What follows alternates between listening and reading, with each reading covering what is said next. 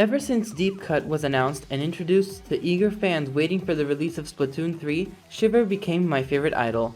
I know this sounds super stereotypical, so to clarify, no, I'm not a Shiver simp. If you've been watching videos on this channel long enough, you'd know.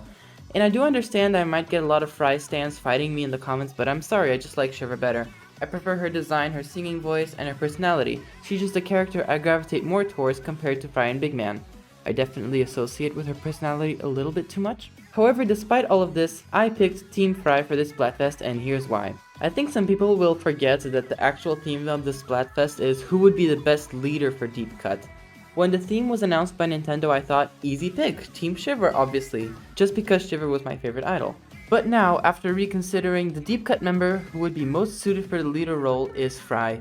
Therefore, I am going to play in her team for the Splatfest. Here are some reasons why I picked Team Frye and why you should too. She's the most dominant of the three members and usually speaks first when the trio appears. Big Man plays the background character role, and while Shiver does speak loud and fancy, Frye seems to always lead the group whenever they appear. In most cutscenes, she's always the center of attention, usually being up front with the angle of the cutscene. I think her image also aligns the most with Deep Cut's discography. It's fun and filled with playful instrumentals. Their songs have a quality where they all seem to be supposed to make Inklings and Octolings dance along to, and dancing just happens to be one of Frye's biggest passions. A leader needs powerful qualities to succeed. She has the most difficult boss battle out of the three Deep Cut members, not to mention the fact that she commands a full pack of eels during the battle and when Agent 3 goes into outer space. It takes quite a lot of power to do that, I'd reckon. Frye is also the only one who didn't screw up her smoke bomb after being defeated in Alterna, being calm and controlled during her exit. To further elaborate on Frye's character development during the story mode, she's the most respectable enemy out of all three.